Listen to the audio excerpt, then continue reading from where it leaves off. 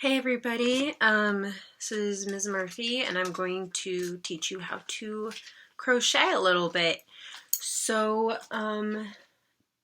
our end project is to make an afghan as a class, which involves a lot of granny squares.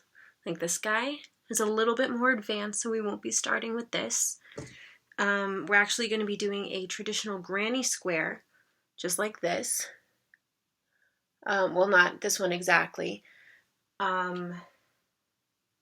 It's actually going to look just like this.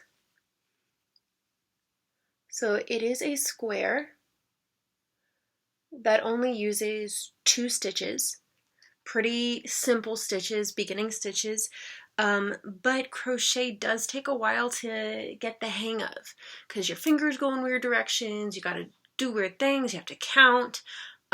So before we can go to our basic granny square, put that nice and close, we are going to go over the stitches that it uses. So for this demo, I'm going to be using one of my favorite yarns, and I'm going to say it wrong probably, but it's the Lion Brand yarn Mandala, and it comes, you can make a scarf with each of the, it's variegated, so it changes colors. It's like a little rainbow. This one is, what color is it? It's an acrylic yarn.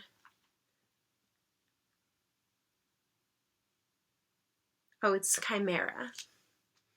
So we're going to be using this guy. It's a really easy yarn. It's thinner than I would recommend you guys to start with, and I'm using a thinner hook than I would recommend you guys to start with. You'll see that for our squares for the blanket, the afghan, we're going to be using a size K with a size K hook with a size 4 worsted weight yarn.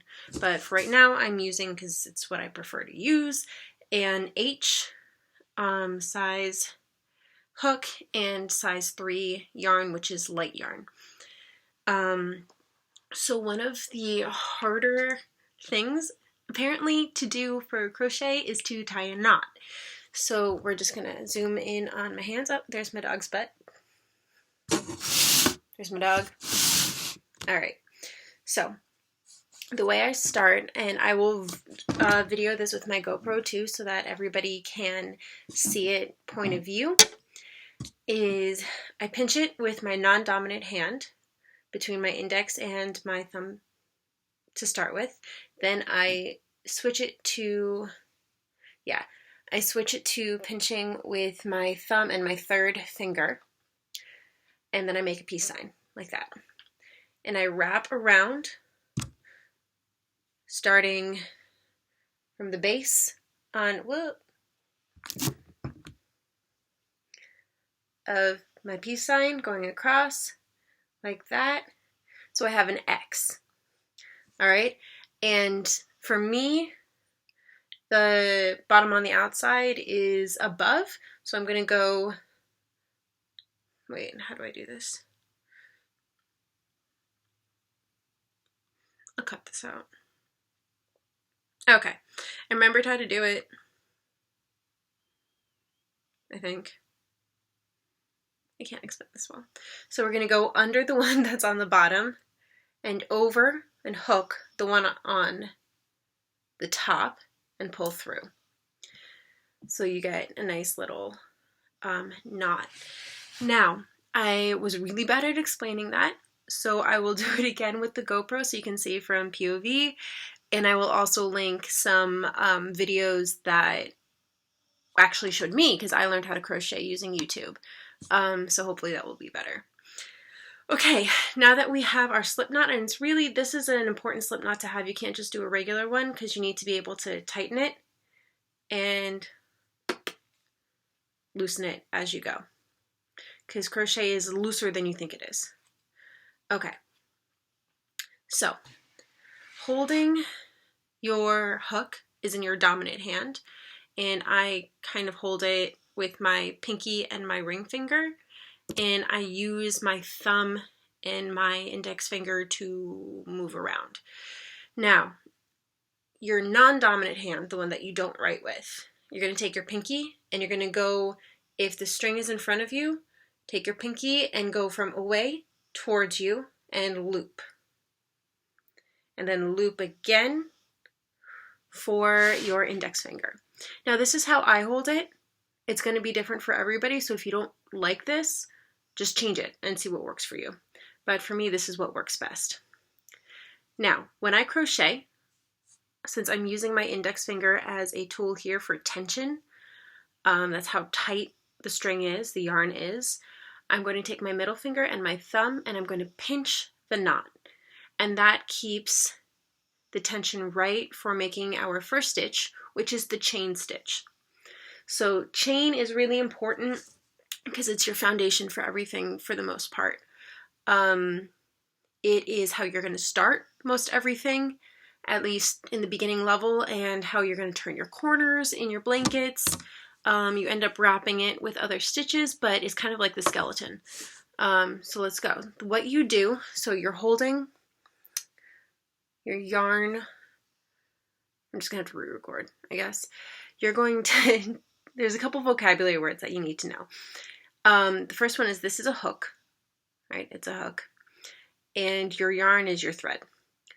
So you're going to take your hook and have the curve facing away from you. Okay?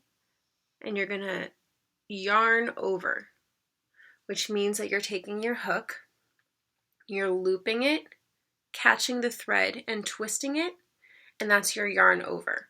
Whenever the yarn is wrapped around your hook, that's generally, it's what it's referred to as yarning over. Now you're going to take that, you're going to twist the hook facing down towards the ground, and you're going to pull through your loop that you made with the knot. And that's one chain. Chain. Okay, so take your middle finger and your thumb, clip your chain, yarn over, twist, have your hook face down, and pull through. And just keep practicing. That's your chain. Notice I'm always moving my non-dominant hand. It's not like knitting. Okay? So it should have little V's. That's a good chain there. Should be tight and springy. Loose and springy rather, not too tight. Now I'm going to do 10 of those. 1, 2, 3, 4, 5, 6, 7, 8, 9, 10. I'll do 11. 11. So I have a chain of 11. Can you guys see that? I don't know. Shut up, I'm bad at this. There we go. 11 V's. Now we are going, let's do 12. 12 V's. You're going to learn your first non-chain stitch, which is what we use a lot here. Not this, the light blue. It is a double crochet. So that's what we're using all through here. It's the only other stitch that we need to know for this project. So, a little bit more complicated. You are going to count the third chain from your hook. So, 1, 2, 3. And you're going to see that there's a little, it's like a little V, and you're going to open it. Right? So you have 2 loops on one side and 1 on the other. Just kind of keep that open. You're going to take your hook, you're going to yarn over once. So you have 2 loops on your hook. You're going to take that and you're going to insert into your little V that you separated, yarn over and pull through. So now you have 3 loops on your hook. Yarn over again, pull through 2. Yarn over again, pull through the last 2. There is your double crochet. And you're going to keep doing that. Okay, so you find your V, you separate it a little bit, just give some space, yarn over, you have 2 loops, insert, yarn over, pull through, yarn over, pull through 2, yarn over, pull through 2. Okay, let's see if I can do it up close.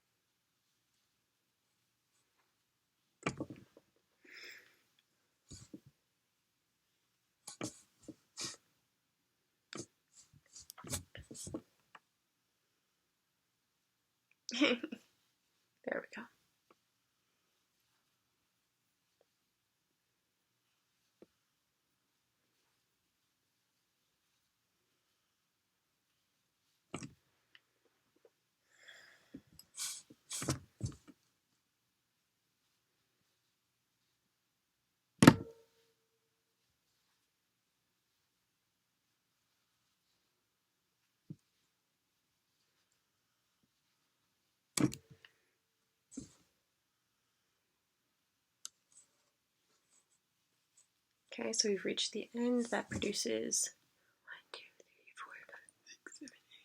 10. I did it right.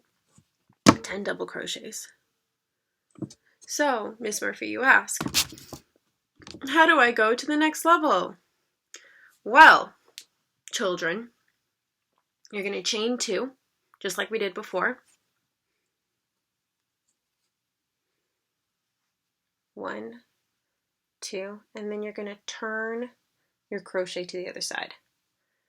Yarn over, insert. Oh, I should explain that part.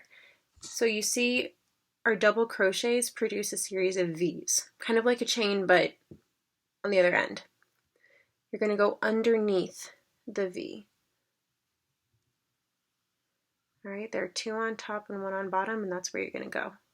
Except you're going to yarn over and not miss it like I did.